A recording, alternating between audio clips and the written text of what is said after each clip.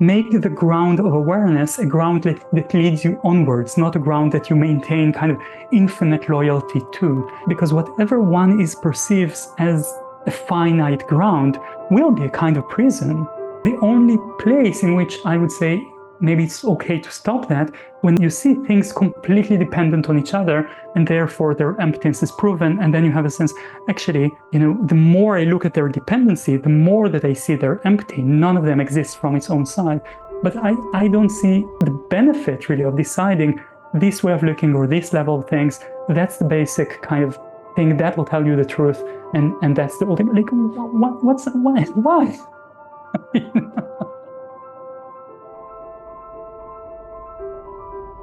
Welcome. This conversation is basically motivated by my desire to understand the differences between Advaita Vedanta and Buddhist perspectives on awakening and awareness. Specifically, is awareness fundamental to reality, or is it dependent on other factors, empty of its own existence? Are Buddhist and non-dual awakenings the same thing with different words, or are they really talking about different insights? So Mark Overland, another meditation teacher that I interviewed recently, said Yahel is the best person he knows of to convey the essence of Rob Burbea's perspective on the Buddhist view. Okay, so why should you pay attention to Yahel? Yahel is a highly regarded meditation teacher in the Buddhist Insight meditation tradition. He teaches, for example, at Gaia House in the UK, a very well-respected retreat center that people come to from all over the world. And he's one of very few people that Rob Burbea approved to continue his teachings on core topics like emptiness and advanced meditation states called jhanas. Also, many people I know that are looking to do long personal meditation retreats of several months or even a year look to Yahel for personal guidance. It took several months, in fact, for me to arrange this conversation with Yahel because he's so busy. I'm hoping it'll be one of several conversations with him and others to clarify this topic. If you're new to Advaita Vedanta, otherwise known as non-duality, or from the Western philosophical perspective, metaphysical idealism, then there's lots of other videos on this channel and beyond with the likes of Bernardo Kastrup, Rupert Spira, Christopher Wallace, which you can find here and beyond. Your support is always appreciated. Whether you like this video, subscribe, leave a comment, donate, or join one of our online events, all the links are in the description below, and I hope you enjoy listening to this as much as I enjoyed taking part. If this does go out publicly and anyone's listening who is a realized non-dual yogi or a scholar, and I'm making a mess of this, my apologies in advance, but I'm just coming with a lot of curiosity and hoping it will serve other people as a conversation. So my understanding of the non-dual claim, I mean, first of all, with any of these things, any words used are going to be imperfect metaphors. But my understanding is that if we pay attention, it can be noticed that everything I experience, everything I've ever experienced, and everything I will experience can be said to be, by definition, in awareness. And that all these experiences come and go, and yet they can all be seen to be happening to or in awareness, including my sense of self. So there's a sense of me being a separate entity, and when that's looked at carefully, it's seen, oh, that's another phenomena arising in awareness, and perhaps more importantly, not separate from awareness. So my understanding is that's where this whole non-dual idea of like, oh, it appears to be two things, but they're not actually two. So the appearances in awareness, or the phenomena that arise in awareness and awareness, the famous metaphors are things like appearances in a mirror, which are not separate from the mirror, but the surface of the mirror doesn't depend on any particular configuration or picture in the mirror, but there's no gap. Or another famous one is waves and water. So waves are the movement of water. They need water, but water doesn't need waves. Water can become still and is still there. And that finally it is easy in non-duality to reify or make awareness into a kind of object.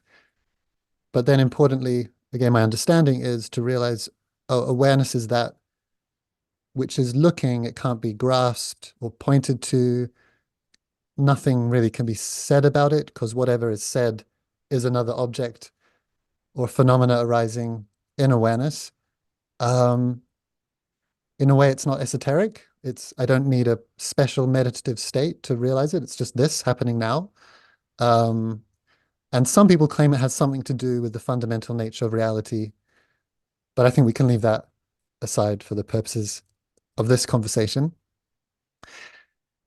And then my understanding, so I've read and discussed non-duality much more than the Buddhist perspective, so this is where it might be a bit of a mess, and that's why I'm so grateful that you're here to help, is that from a Buddhist perspective, awareness does depend on the objects, so there's some kind of dependent arising, that even in states where all phenomena subside, or fabrication, if I'm using Rob's terminology correctly, fabrication ceases, there is a very subtle subject-object duality, and this dependent relationship between awareness, so awareness isn't any more fundamental than any other phenomena, and that can be recognized in or after experiences of cessation, which, if I've understood correctly, is a meditative experience where all phenomena, including the phenomena of awareness, subside altogether.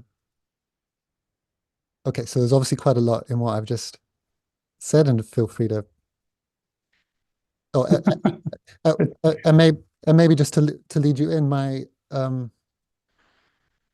the confusion with the Buddhist perspective is, and when this perspective is brought to other non-dual teachers that I've sat with, is like, well, clearly any experience of cessation, for it to be named as an experience, must be known, therefore it must have been in awareness. So it's kind of by definition, any knowing or any experience must be in awareness. And this idea of awareness being dependent on the phenomena, to me, just as a layperson, seems obviously, it seems obvious that experiences come and go, and there's something that keeps experiencing, again, without it being a thing, that there is this capacity for experience that continues throughout many changing experiences. Okay, so I'll stop talking for a bit now. All right, so there was a lot there. So I think I can. There are a few themes arising from what you said. One is the place of leaning on awareness as a kind of infinite container, or a kind of endless, timeless container of all things, as a meditative perception. That's one theme I can refer to or speak about.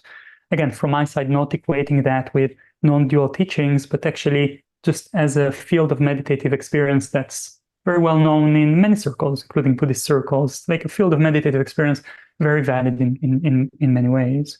So the experience of leaning on vastness of awareness is a kind of, let's say, vehicle for ease, lessening of fabrication, lessening of reification of external phenomena, or internal phenomena as well, and the relationship between the phenomena in awareness and the sense of awareness itself as another aspect of it. So that'll be one theme. Another theme will be the general methodology of how the Dharma may open according to how Rob presents it, and the place of fading in that, the place of cessation in that, perhaps the place of awareness in that, and actually kind of just giving a kind of broader overview of this whole thing.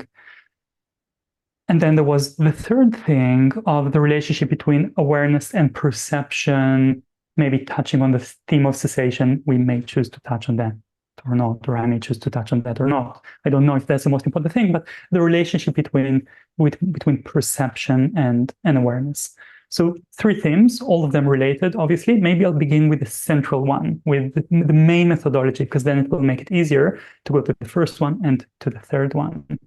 So generally, the methodology of practice.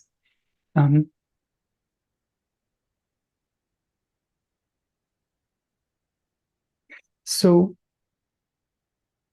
where do you want to go and how do you go there? You know, in the Dharma presentation, in Rob's teachings, besides his teachings on soul-making Dharma or imaginal practice, how do you apply the Dharma? Where do you want to go and how do you go there again? So the orientation or the direction that Rob points to from the beginning is the understanding of the emptiness of things, which means that one understands, one sees through one's experience in a way that's one gets completely convinced, can get completely convinced that whatever seems to be just real and out there is not real and out there or in here in the way it seems to be, and that will always be true. There is no way in which things appear that it's the way they are, but it's always that there is more to them. It's always that they are empty of inherent existence. They're not just there. And that's true for things, that's true for self, that's true for any state at all, including a state, let's say, of feeling some infinite vastness. What any experience at all is empty of inherent existence. And the emptiness is a characteristic of things. It's their most fundamental characteristic. That's a presentation from Rob. Obviously, he didn't invent it. It comes from Mahayana tradition, especially Madhyamika Mahayana, but integrated in different ways. So that's the direction. Why should one go there? Because or recognizing the emptiness of all things dissolves avidya, dissolves the sense of self-existence of things and self, and all clinging and therefore all suffering and dukkha relies on and leans on such avidya.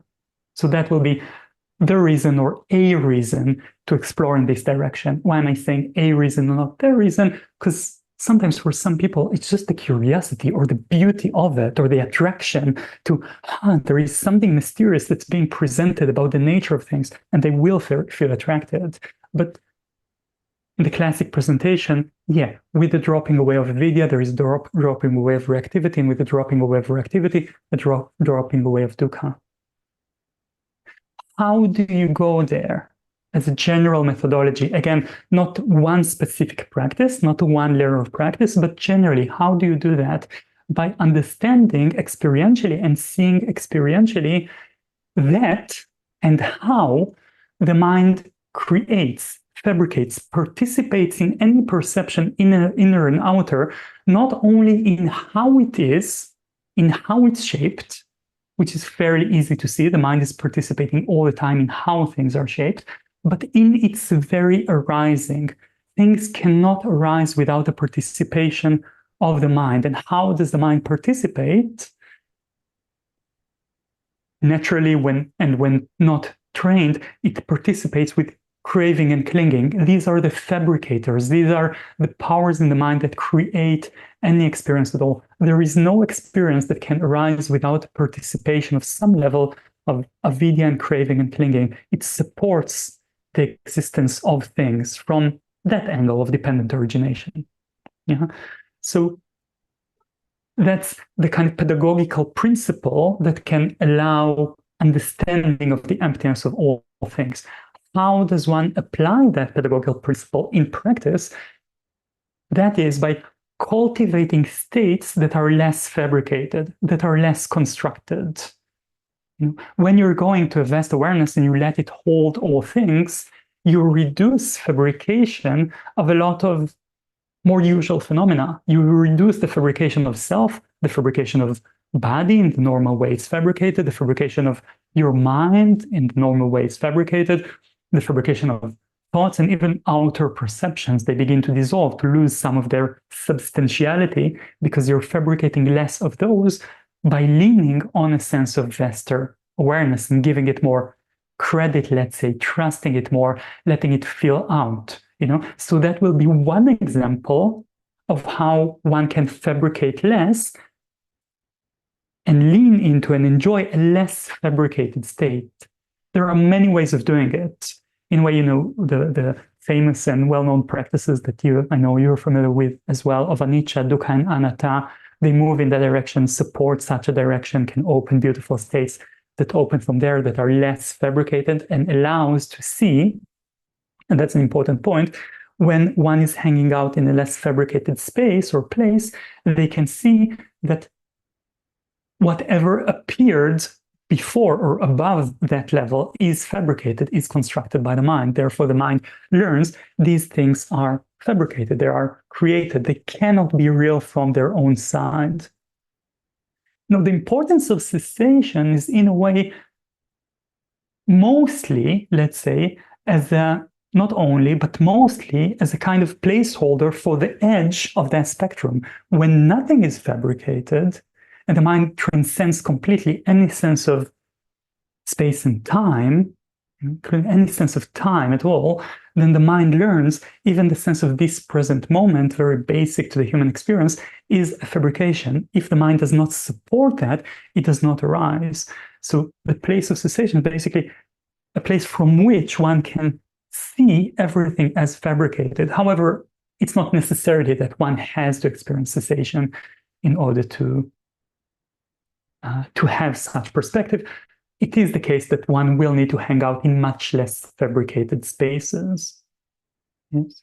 So that's the first thing, or I think I said it was the second, but it's the first thing I attended to, the general direction and general methodology of how to practice the Dharma and how to make sense of different practices through this line of thinking.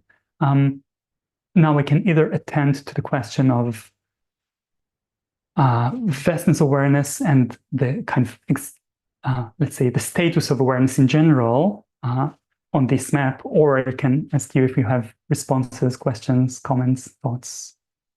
What would you prefer? Maybe I'll just say a couple of comments and you can continue. One is that was really useful.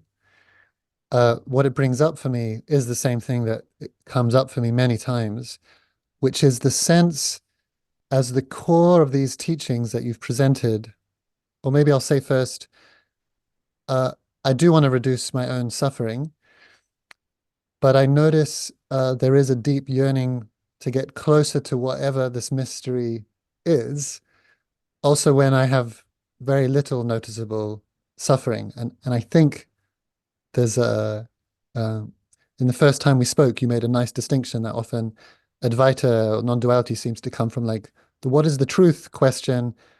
And as people get closer, it might reduce suffering. And then Buddhism comes from, don't worry about the truth, reduce suffering. And that might get closer to, so I definitely, yeah, I have more of a resonance like, okay, let's just find out what's true to the extent that we can. As I hear you or Rob or others speak to the deeper realizations that come about through, that you've just mentioned, it sounds to me like the deeper realizations that come from non-duality and the frustration that arises of like, well, it sounds to you like a sophisticated presentation of non-duality. It doesn't sound different. It sounds like different words are being used, unfabricated versus fabricated, and different terminology. But and so the question that keeps coming up for me is, oh, is there a real debate here, or is it just a different preference for language and cultural, to call it emptiness rather than the knowing that is aware, or the void, or the, do you know what I mean? But I'm aware this debate has happened between Buddhists and other traditions for hundreds of years. So my assumption is these were intelligent people. There probably is a real debate here, but I'm not grasping what the difference is, if there is indeed one. Maybe I'll just say to the vastness thing, yeah, this notion that awareness is vast, I think only shows up into comparison with phenomena not being vast. But actually, without phenomena, awareness cannot be said to be vast because there's nothing to compare it to. My understanding of non-duality, as one gets closer to the true essence, there's less and less that can be said, and finally nothing.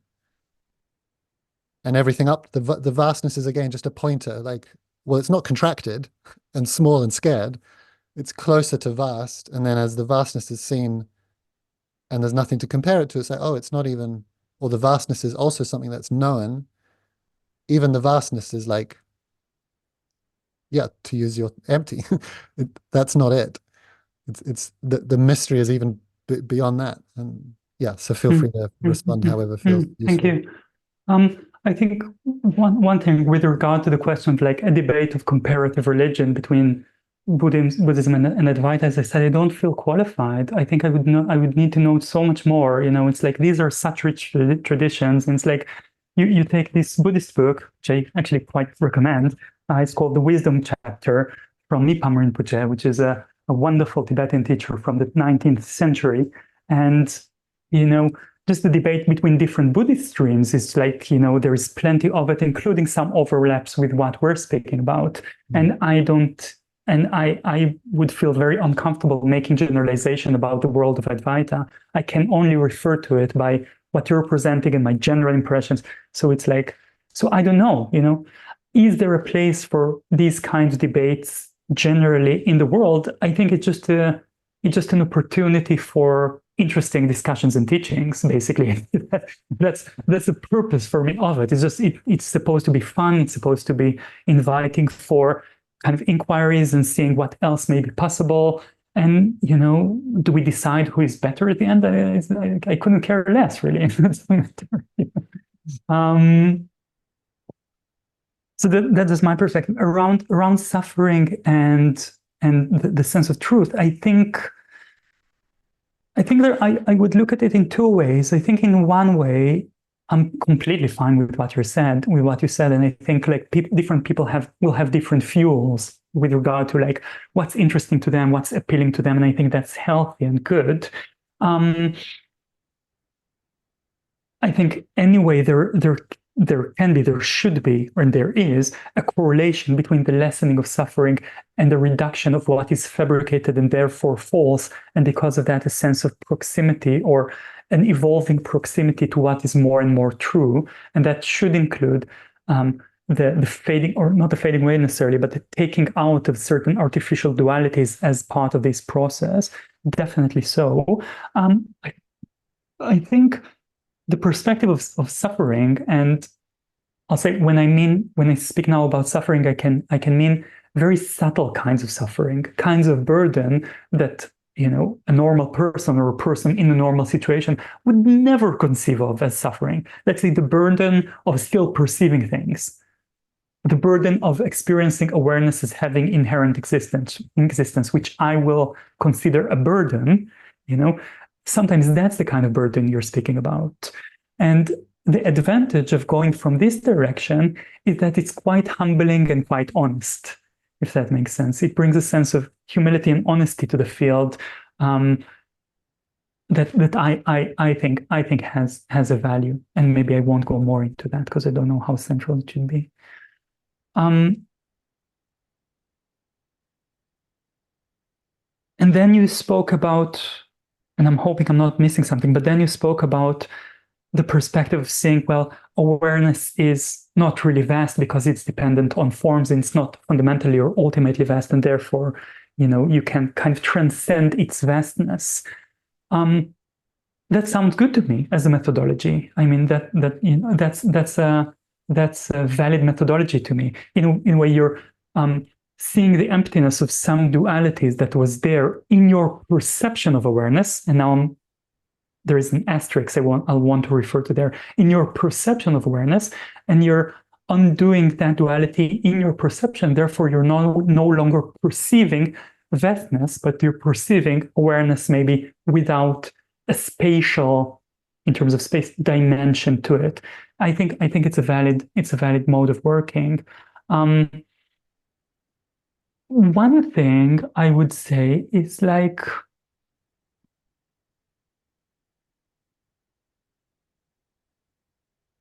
you spoke about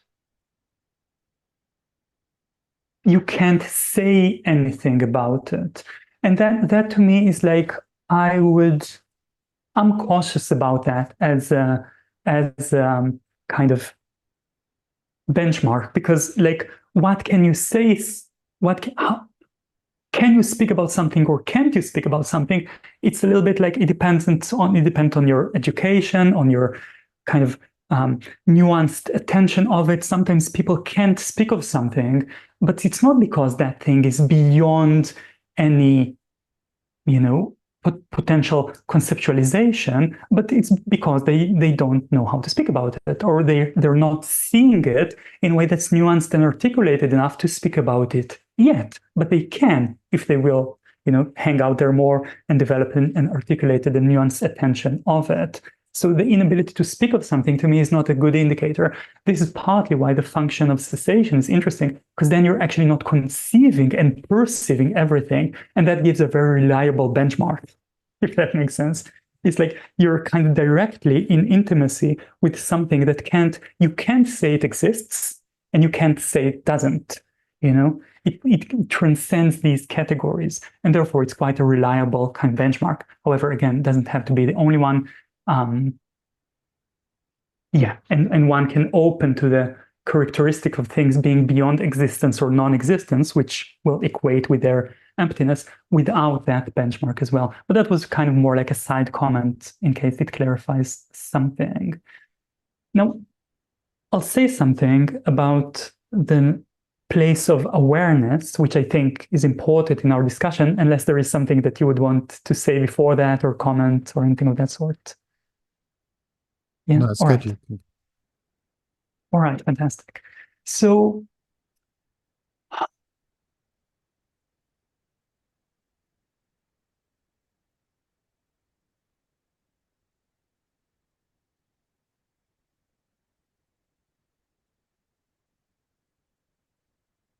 I definitely don't have a problem, and I don't think there is probably there are some disadvantages. Nothing is perfect, but I don't think it's not good to go via sensitivity to awareness as a great container, as a central part of one's path. Some people will choose to do that, some people won't. Some traditions really emphasize that, some traditions don't.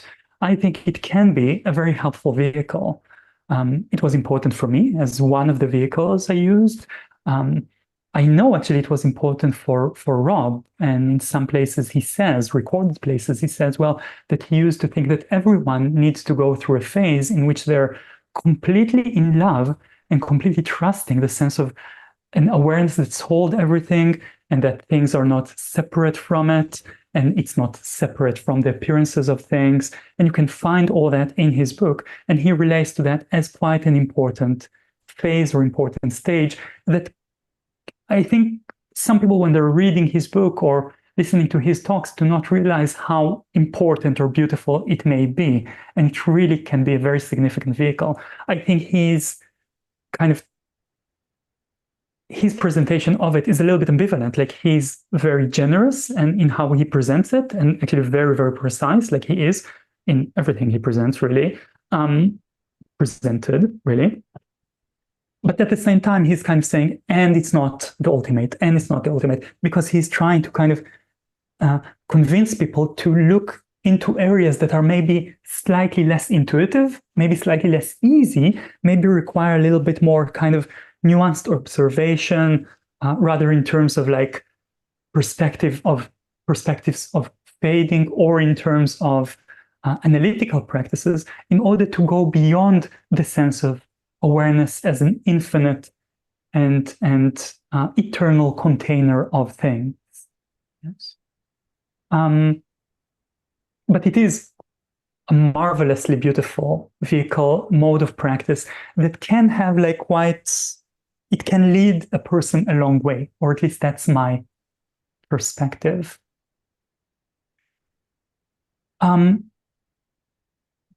If one wants to see the emptiness of all things, then I would say one needs to see the emptiness of three things: awareness or consciousness, all perceptions, and time, right?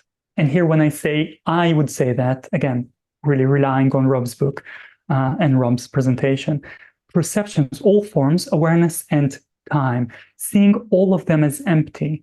Now, how do you go about it? I'm not sure if it matters all that much. From Rob's presentation in the book, it goes via seeing the emptiness of perceptions. Everything is empty. When I don't support it, it fades, it fades, it fades. And then turning the gaze and seeing that awareness, however you conceive of it, is completely dependent on perception. You cannot find awareness that is not completely woven into perception. Now, perception here doesn't necessarily mean the usual perception of thing here, thing there. Even when you have a sense of vastness, even when you have a sense of oneness, even when you have a sense of purity, even when you have a sense of things being penetratable, like spacious, kind of in the sense of not necessarily vast, but penetratable. Even if you have a sense of nothingness, it's just an experience of nothingness, that is still an experience, that is still a perception. So from this perspective, any awareness at all, any consciousness at all is woven inevitably into perception. They are inseparate. You cannot find awareness that's not perceiving or perception that there isn't an awareness of. They're completely integrated into each other, and therefore they prove the emptiness of each other.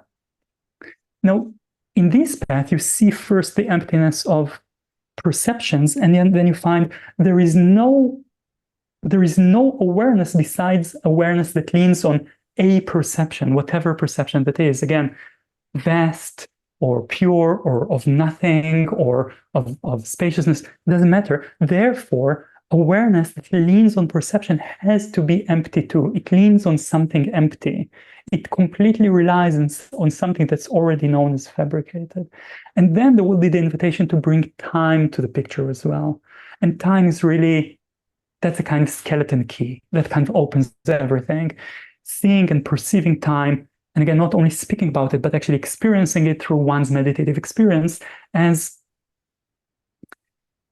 arising together, sometimes more fabricated, sometimes less fabricated, with perceptions and with awareness completely dependent on them, and they are completely dependent on it.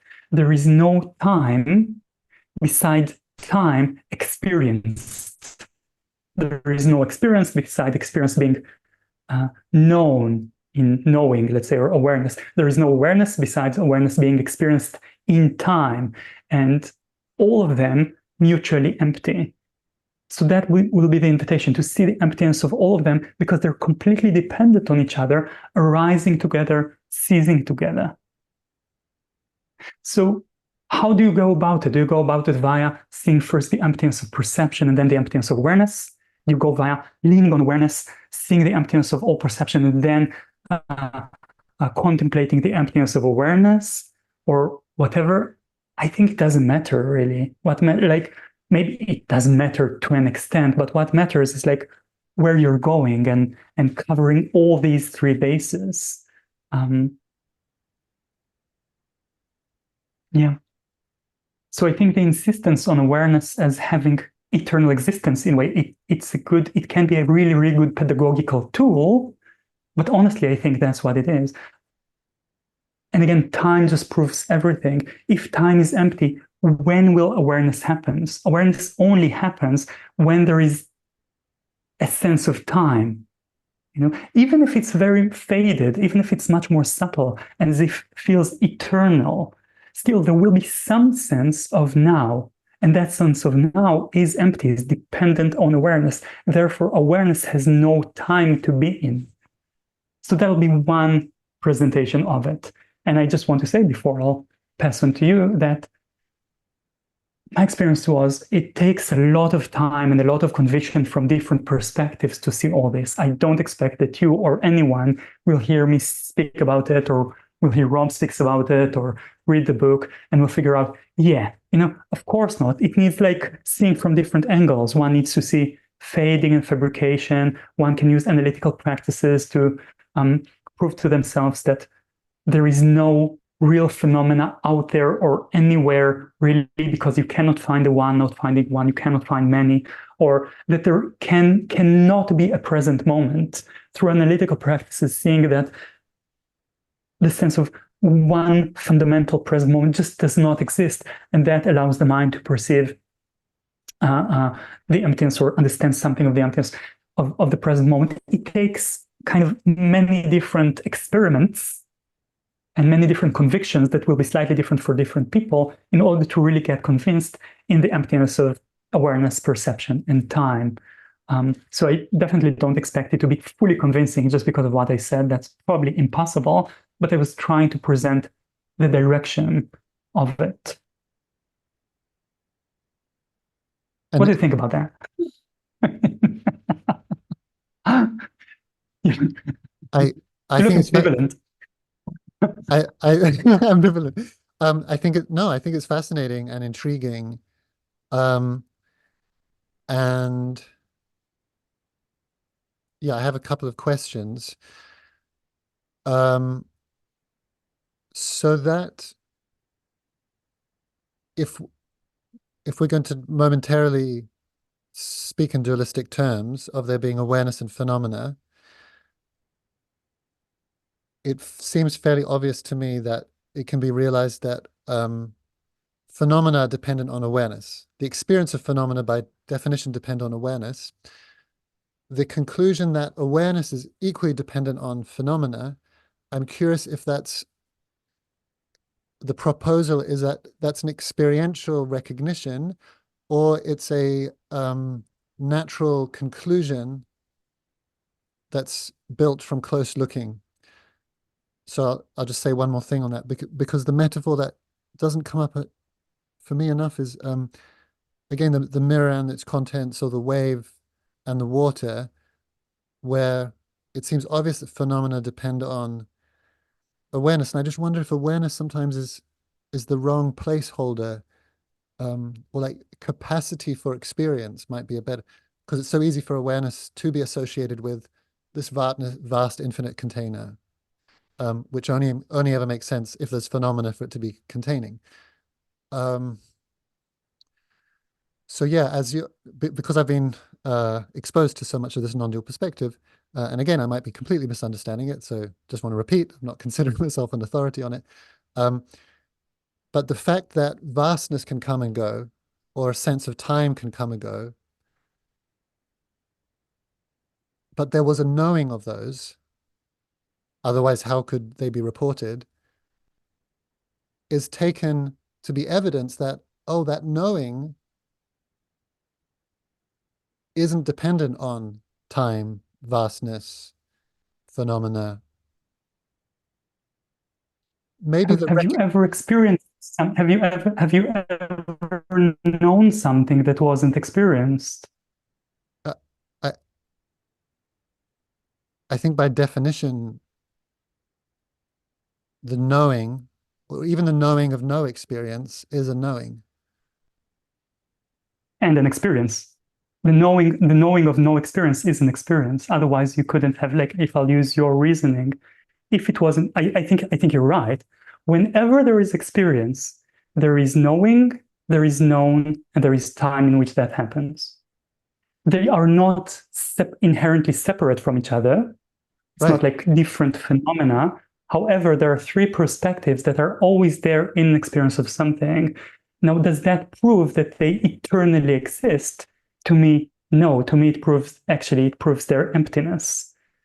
right. So But my again, question is, does it prove it because of a cognitive thought process, that the conclusion that you've kind of like, oh wait, I've seen this, and if I think it through, it must mean they're empty, or because my understanding, again from the non-dual perspective, once that's seen of like, oh, those three things are inseparable, then the conclusion I understand them to make is like, oh, so it's non-duality. That's why it kind of feels like, wow, it feels like almost the same thing being said with a slight different preference for words. But again, I could be misunderstanding one or both.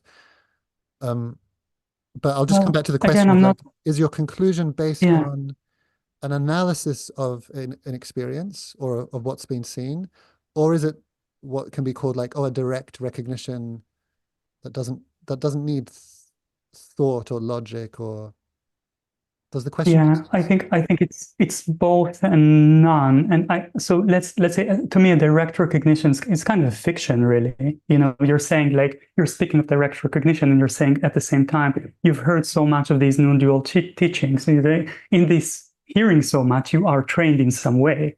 You know, so what do you mean by direct recognition? Like you're trained to see awareness is there all the time. You know, they're just saying that, and they can say, you know, and of course, and you see it directly. But yeah, you see it directly because they've told you. It's like, so it's not like the boundaries here are not really that clear and obvious, you know. And it's like, how many times have you heard someone telling you, you know, the world is neither one nor many, which is a quote from the Buddha that kind of refers, and then later became a very strong Mahayana perspective. How many times you heard that? Probably like a couple of times, you know. So it's not an intuitive seeing for you. So does it require education for the mind to see the emptiness of things from perspectives that are not habitual? Yeah, of course. Does it make it less true? To me, of course not. Basically, delusion is baked into perception unless you bring some quite sophisticated antidotes, and some of them will require education, will require thinking and perspectives. You can't cut through it, you know, you cannot. Now, yeah. so that's one thing. Now, sorry. Should I just say about the direct recognition? Yeah, I agree in the sense that, again, my understanding of, or one distinction that I understood an Advaita teacher to make about yogi versus Advaita is that a yogi believes they need to have a meditative experience where all fabrication ceases to see the truth. And an Advaita perspective, if I've understood it, is that actually if you use your mind and analyze your everyday experience, the truth of non-duality can be seen with that. So I agree, it is a training of the mind, or training, or like a close looking. Yeah, so again, I'm not claiming like direct recognition kind of thing that isn't mediated by One just need, training. I think there is a need for variety of perspective. Sorry for interrupting you in the middle. It's my No, I'd finished. I come from a different culture in which we do that all the time. So I know. I'm familiar with that culture. Yes. yes. So sorry. Okay, and I I've been will say it's interrupting you as like, well, so I feel it's fine. yeah, yeah. So what you said now is like, is it the same or different to say that they're mutually empty or non, or that there isn't a duality between them? I think these phrases can be used in many different levels, you know. So non-duality between perception and awareness, sorry, wrong movements, perception and awareness will mean quite different things at different times and at different levels of experience and practice. You know, when one has a more rich experience and is more convinced in the emptiness of perceptions, then seeing the non-duality of awareness and perceptions will mean a very different thing than what it means for a person when they don't have that kind of training and they're perceiving, you know, appearances as more or less being there, and then you have awareness, and then you're perceiving that they're not really separate. It sounds the same, but it will be very different. It will be experienced very different, and the levels of freedom that will open up will be very different. So I just want to say that things sometimes sound similar, but I believe or feel or see that the meditative exploration is usually it's quite long and it's very personal and it's quite precise, and it's like I just had a discussion with some students and friends, and we've mentioned like terms like awareness or space. They came to say such different things over like a length of a few years of exploration. You say space, what do you mean? You know, it's a very different thing when you're attuning to the space and intuiting its emptiness, because you've seen it fade, you know that it's dependent on time, the time is empty and dependent on space, etc. Or if you don't know that at the time, it will create a completely different thing. So sometimes things sound the same, but they're actually different. And I would say, you know, and then you referred a little bit to the experience of the complete fading of everything. That's actually a really long and interesting discussion. You know, it's like, in Rob's book and in my reading and practice, etc., there is an important place, a really important place to see and perceive the unfabricated, the deathless, the transcendent of everything, as not being different than all other things because of the virtue of both these aspects being completely empty. In a way, they have never occurred, partly because of the emptiness of time. They have never really occurred anywhere, ever. Therefore, they are both empty. And for a few different reasonings, usually a few reasonings are needed. I think that to me is very important, and it is presented in Rob's book as well. I would say it's different to have the experience of, or to be really intimate with the experience of fading, deeper levels of fading, making the conclusions of them, maybe going to the unfabricated, and then see its inseparability and non-real existence, and therefore non-duality from perceived experience. I would say that's quite different than not having all that and just saying they're not really different, therefore it doesn't really matter. I think it does matter. I think it does matter in terms of like making a difference in one's intuition about the emptiness of all things. You know, it makes to me it makes all the difference. Yeah, that's my perspective. Yeah.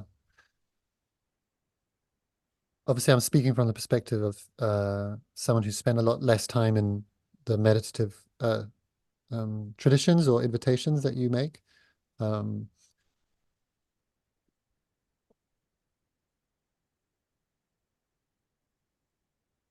Maybe I'll. It's great. I mean, I find your comments and questions to be really fantastic. Like, I think I think I'm genuinely excited that we're even having this discussion, even though, I'm using a polemic language and tone because I'm trying to present something. But but the fact I'm doing it doesn't mean I don't feel like argumentative with you. Yeah, no, I'm enjoying this very much, and it's a conversation I've looked forward to for a long time, and one I wish I could have more often. There's not that many people who, in my current circles, who want to want to engage at this. Yeah.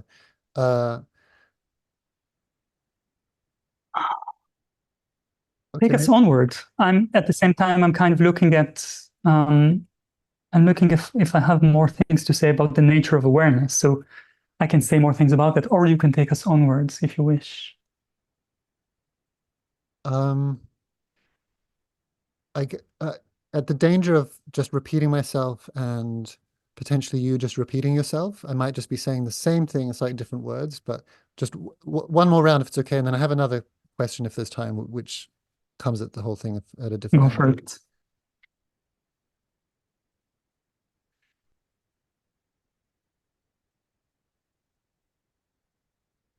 In the seeing that all things are empty, include and the inseparability of time, awareness, and perception, were those the three things? Yeah.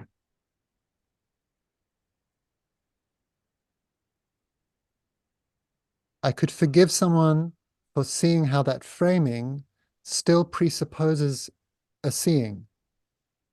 Like at every stage, Definitely. there's a seeing. Definitely. And seeing kind of just being a metaphorical aspect of awareness, in the sense that there's no seeing without awareness. I sometimes wonder if we're using awareness to mean different things. Because I would suggest the term knowing, and I think that's quite a good term. Yeah. So we could use, I'm equally happy with knowing, or sometimes I feel like an even better word is capacity for experience. So again, if one was interested in this question of like, what is the most fundamental aspect of reality that we can contemplate? Again, recognizing our limitations as, from one perspective, humans on a planet with limited cognitive and perceptual abilities, and who knows if we're ever going to get close to absolute truth. But in that endeavor, what can be recognized is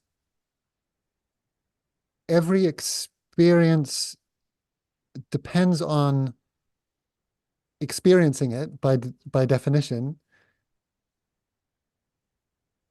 I'm aware I'm just repeating myself, but using different words. But maybe to escape kind of getting caught in a different, potentially our different understandings or use of the word awareness, that somehow knowing is fundamental to reality insofar as it's knowable, or the capacity to experience. I don't know if this adds anything to the conversation, but maybe I'll just pause there. Yeah. Then my response will be, I think I would prefer knowing rather than the capacity to experience, because I think the capacity to experience, and one more thing to the field, which has some, could be potentially leading to insight, which is the expectation towards the future. And that could be presented as a perspective of clinging that actually creates experience onwards. So the capacity, when you say the capacity to experience, you're assuming, something that's kind of there, ready, tuned towards what comes next. And I would say that's an action. The leaning towards the future that creates the next moment is actually an action dependent on clinging. It's not completely necessary. But yes, when it drops, awareness drops as well, or any knowing drops as well. When it drops completely, any knowing drops as well, and any experience drops as well. So there is something. It also adds something to the field. So we can speak about 4 things, which is awareness, perception, or knowing, perception, time, and also inclining towards the next moment, which is a perspective of clinging. So we can also speak about clinging in that sense. So all these are quite fundamental to any experience, gross or subtle. In any experience, gross or subtle, there are these experiences. But then I was asked, but so what? So yeah, there is awareness in every instance of experience. There is awareness involved. But so what? Does that make it the ultimate truth of anything, or does that make it like fundamental important? But so what? It's like, or one way to speak of it is like, if you understand the emptiness of it and let go of it completely, then yes, all the other aspects will fade as well. Therefore, it makes it a very good vehicle. But for me, it doesn't prove it's complete, like an ultimate status or reality, because this is true for perception, this is true for time, this is true for the clinging. All, as an experience from the perspective dependent arising in emptiness. Any moment of experience is dependent on these things. It's, in a way, these are the definitions of what a moment of experience is.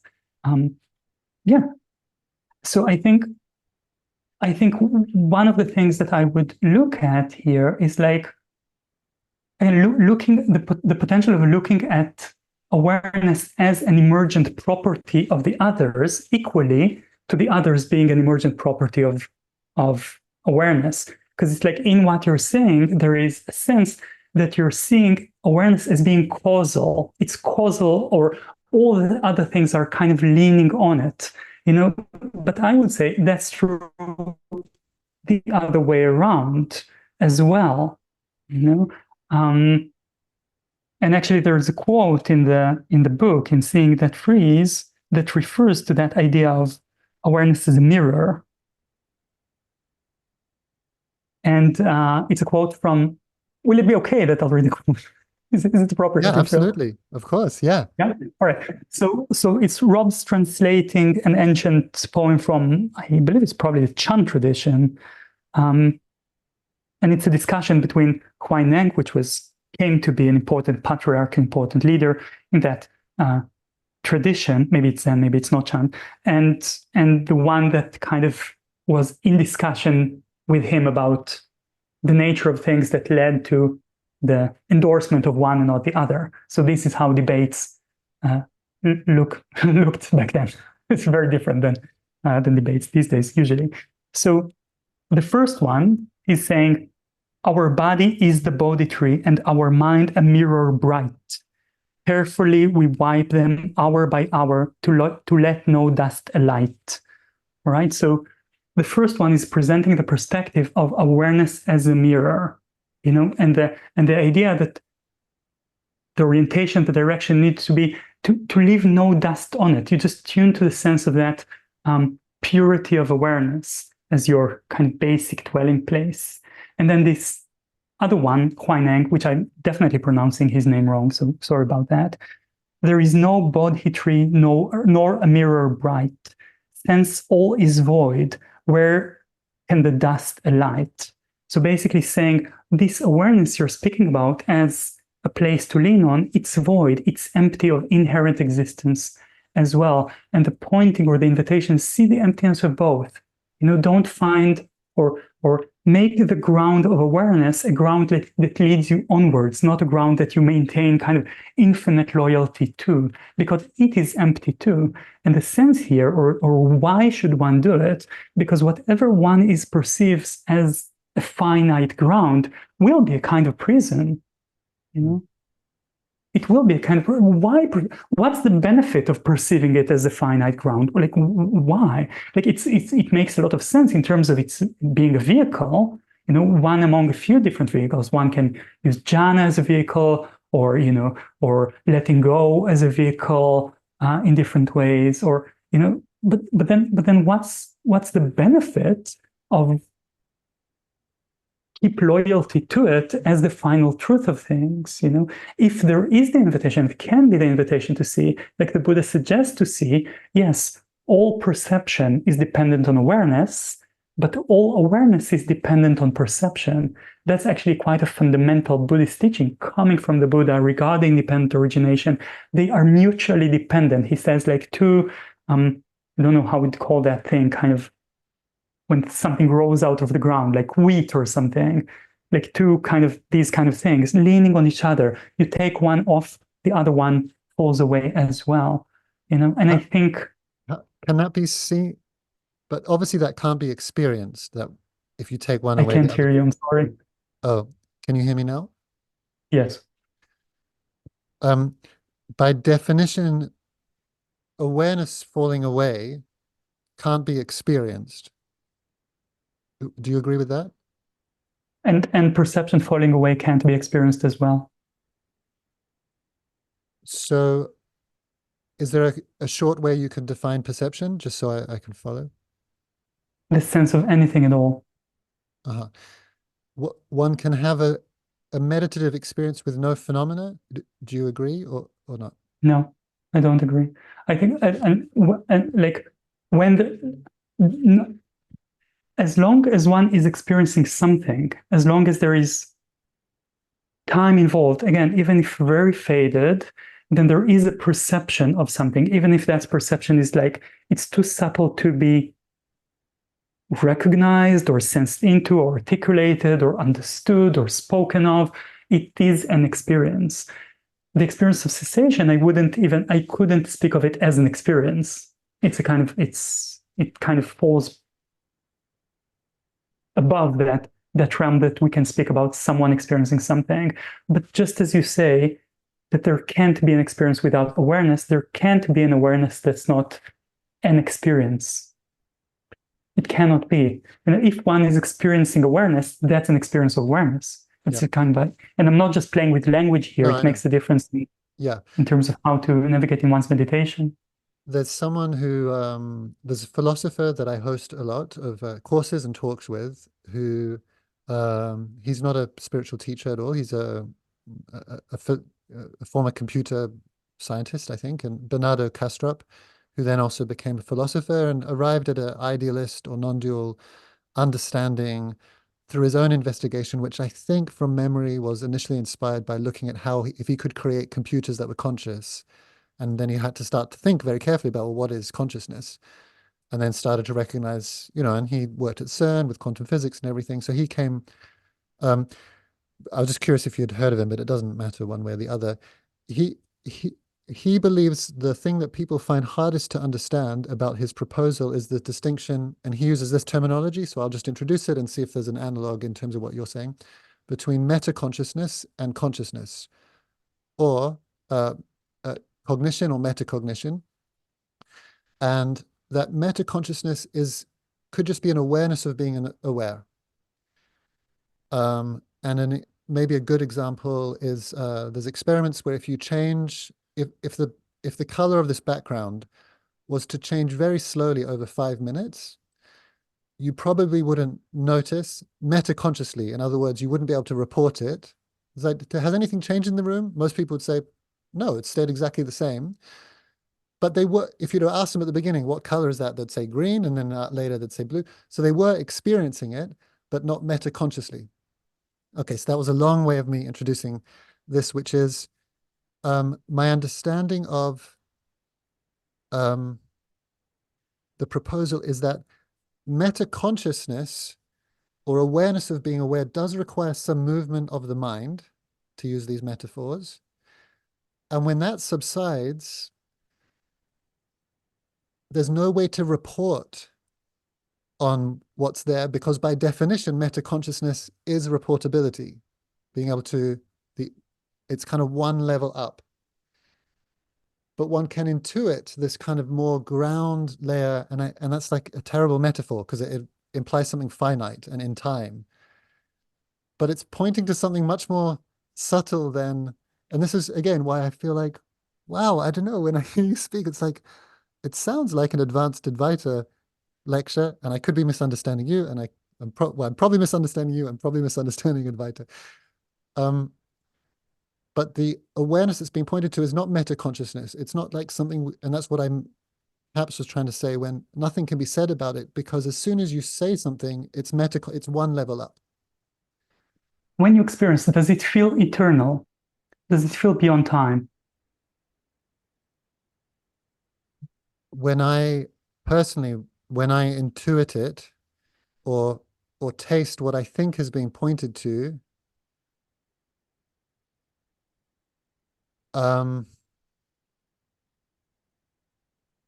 again, there's no words that are satisfactory. Time is in it, or time appears to it.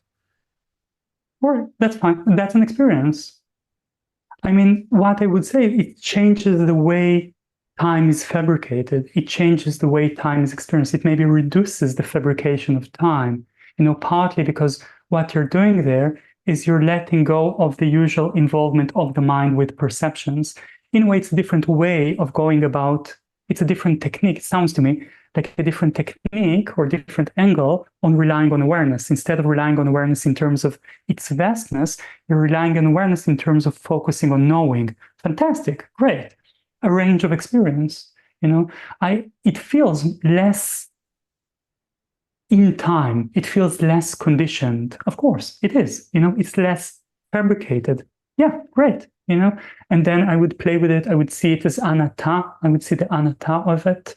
And then if one will be open to it, I would look at the emptiness of it and any experience of, and now instead of speaking in ultimates, I'll speak in terms of like meditative instructions. I would say, you focus on that, great. It will probably bring a sense of purity, a sense of timelessness, a sense of liberation, of fading away of forms, some level of fading away of self. Fantastic. But then you can, if you want, look at the anatta aspect of it. It's like this awareness completely impersonal. Even the attention, the intention to look in this way is completely impersonal. And then you can ask, all right, what does this depend on? What does this depend on? It depends on something. That's I can say for sure. It depends on something.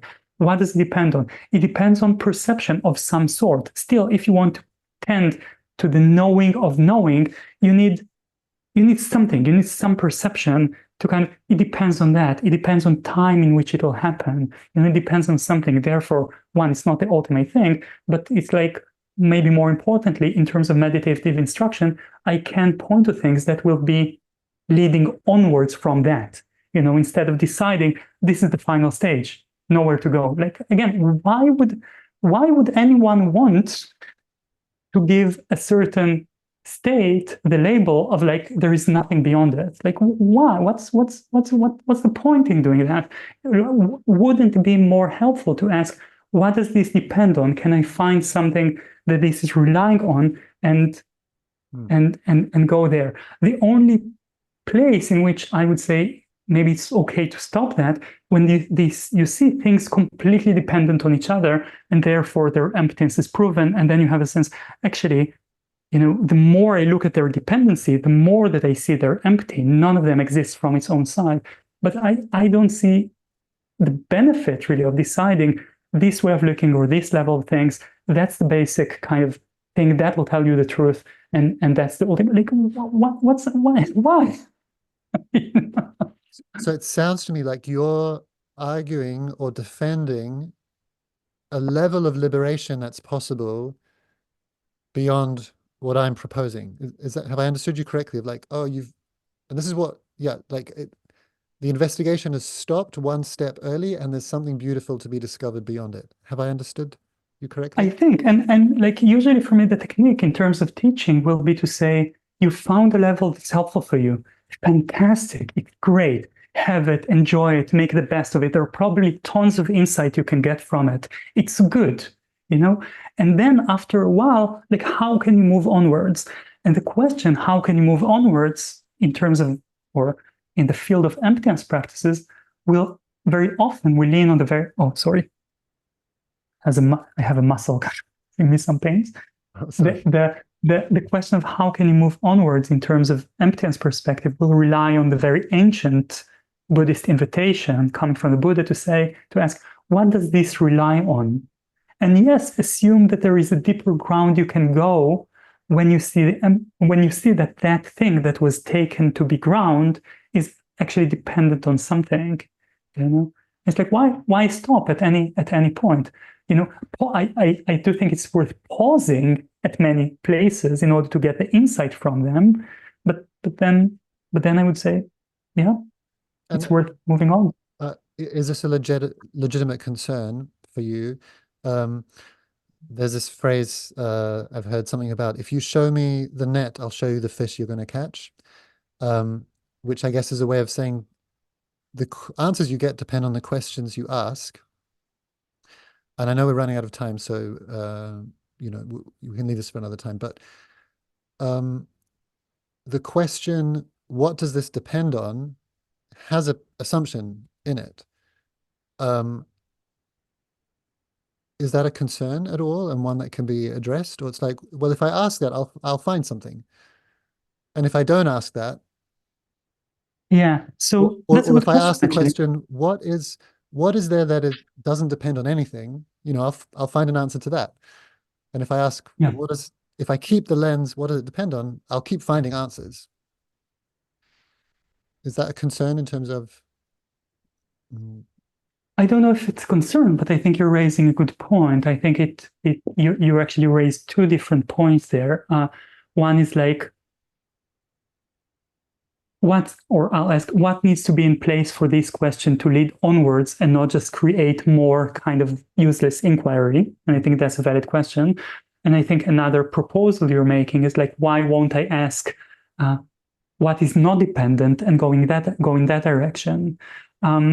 For the first one, I would say, yeah, there are some things that needs to be in place, and partly this is why I'm a Buddhist and not like just a freelancer yogi, because, I think that one of the things that tradition can give you is like some things that can actually be really helpful navigation tools, So what would make the question of like, what's they depend on, and actually an interesting question. So you go and you sense into your awareness, just sense awareness in whatever form you experience it. And then let's say you experience it as radiating from all over, and you're enjoying that. And then you bring the question, what does this depend on? And the answer that would come probably would be something, it depends on forms, it depends on things, or it depends on clinging, it depends on time, one of these answers, and you follow that. Now, how do you know that that's the right way to follow, or how do you make sure these are the kind of answers that will come? It's because this question is asked in context. And what is the context? It's meditation that goes in the direction of lessening fabrication and the lessening of dukkha. It's not just a general question being asked. It's asked when the mind is inclined towards lessening fabrication, lessening dukkha, and there is like an internal compass in the mind that knows how to sense that. And then whenever you kind of notice the dependency and see the emptiness of the ground you were on, you are released to a less fabricated ground, So it's not a general questioning, it's a practical questioning in meditation. And you will experience, again, if it's asked in the right way, at the right time, in the right conditions. Yeah. So if I let go of the idea of awareness just being there, and I invite it or allow it to be seen as dependent on time, it fades and there is further freedom that comes. And maybe then there is a sense of nothingness. And I ask, all right, what does nothingness depend on? All right, so nothingness, it actually depends on a sense of now. And I see, all right, the sense of now is empty. The sense of now is dependent on perception. That brings further release. And of course, there can be many variations, but this brings back to the idea of lessening dukkha. It's like each of these questions can or should bring further release and invite a less fabricated ground for you to hang out in and enjoy. And therefore, it will also feel more true. It's less fabricated,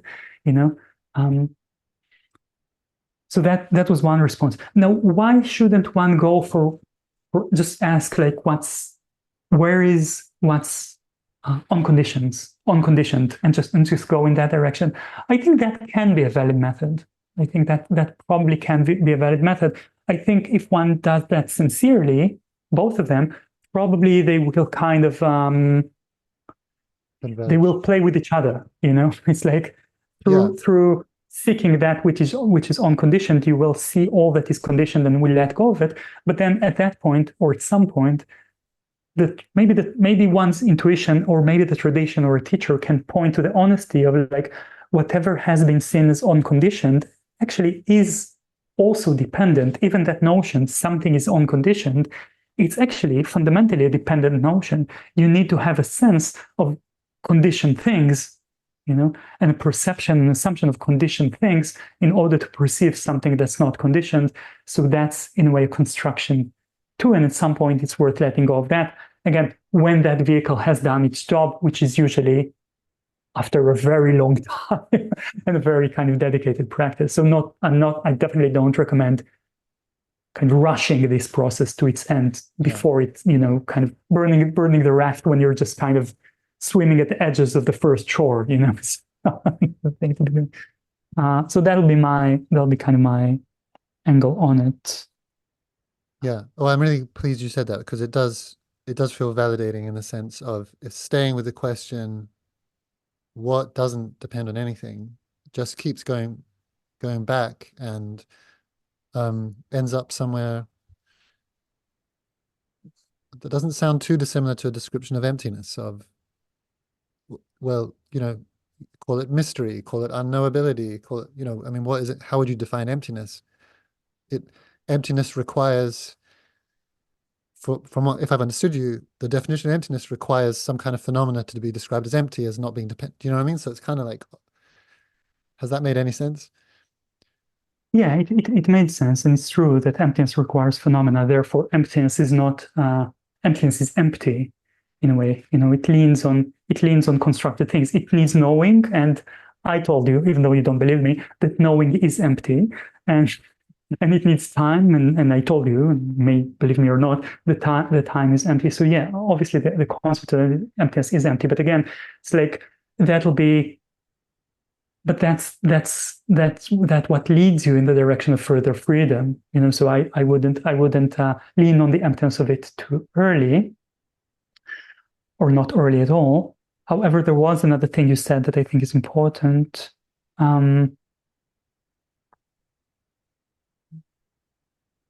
What was it? Maybe I forgot. That things will lead to a place that's not dissimilar. Well, generally, almost any meditative practice, especially leaning on kind of insight, turning towards the less fabricated, etc., they will tend to be similar in many different ways and sound similar, and again, it's like sometimes one needs to really speak with a specific person to see what they mean when they say, awareness is empty. Person can say awareness is empty, or people can say awareness is empty, and mean like a huge variety of things that actually means quite different things, different perspectives, different levels of how liberating it feels and how it refers to other phenomena. It's like these words, they're so general, and I don't think there can be a replacement of kind of just inquiring and seeing what's actually being sensed and what's being meant, and there was another thing you said that I felt was interesting, but I don't remember what it was. Oh, sorry. I'm also just noticing we're out of the time you allocated, so I don't know if you have another thing you have to run to. Oh, not that much. Yeah, but we can take 2 more minutes if you want, just to see what do you think, where we are. Well, where I'm at is feeling very inspired and invigorated by the conversation. Excited to listen back to it. We can, if there's appetite, you can get in touch and see if there's a follow-on. I'd be quite curious to, my experience is limited and my understanding of, I've kind of been bringing a non-dual perspective, but I'm a beginner really. It would be interesting to maybe have someone who's more steeped in it, if you were interested. And also just aware that you work on a dana thing, and I just wonder if there's something worth saying, if this is released, about if people enjoyed this conversation. I wanted to support your work in some way. I could put the link in the comments or whatever below, and yeah. Thank you. That's very generous of you, Amir. No, I don't expect Dana for these conversations. Thank you so much. Okay, well, I'll put the link in anyway. Yeah. But, or if let's unless say you object. if someone feels that they want to give Dana as a fruit of this conversation, that's fantastic. Please give it not to me, but for someone or something that's important for you to support. Please, let's have that as the proposal. Dana, if that's fine with you, Amir. I'm fine either way. And Dana, for anyone who doesn't know, is the act of generously giving, and you give your teachings free of charge, as I understand, in exchange for some people give you Dana to support that lifestyle. So fantastic. Thank you. I really appreciate it. I know you're super busy. It's taken a while to organize this. I'm really happy it happened, and looking forward to hear it again, and maybe we can be in touch. Can I say one last thing? Of course. Thank you. That I know that for some people it can feel a little bit daunting to kind of listen to all this kind of grand perspective and emptiness, etc. The thing I want to say is, like, once they probably stop listening by now. Probably. But the thing I want to say really is that once you kind of figure out the basic premise of how to work there, and like, what do you want to see and what's the means of seeing it, actually it validates a very big range of practices and depths, like, what do you want to look at really? You want to look at how things are fabricated, how things are created by the mind, and therefore be able to release their usual constructions, so there is a looser, freer space, and you want to enjoy this space and take the insights that come out of it, and then move on, and through that have like an exploration of ways in which you can understand more about fading and fabrication, have more experiences of kinds of deeper freedom, and kind of by the way, you understand more and more about the emptiness of things. So while the principles, it takes time to kind of lay them out, and it sounds kind of high-end, and it's like cessation and all that, in the actuality, it's quite like, it's a very helpful and kind of, in a way, easy human skill. It's like, how does my mind build now an experience in a way that may not be the most helpful, and I can see a way not to do it? Can I actually dissolve it and enjoy the results? And that same mechanism is relevant, when you're having a fight with someone, not that we're having a fight, theoretically, I was imagining someone else. When you're having a fight with someone, or when you're there in deep meditation, just tuning to the sense of your awareness, and asking, is there something that my mind is fabricating here that I can let go of? In a way, same movement. So really want to kind of give that as a message that however you're practicing it, at whatever level, in whatever way, fantastic. It will reveal more and show more. Yeah. Great. So thank you. Thanks, Amir. Yeah, such a pleasure. Yeah, Thank you. Look yeah. forward to All right, be well. seeing you somewhere soon. Thank you. Yeah, see you soon. Bye bye.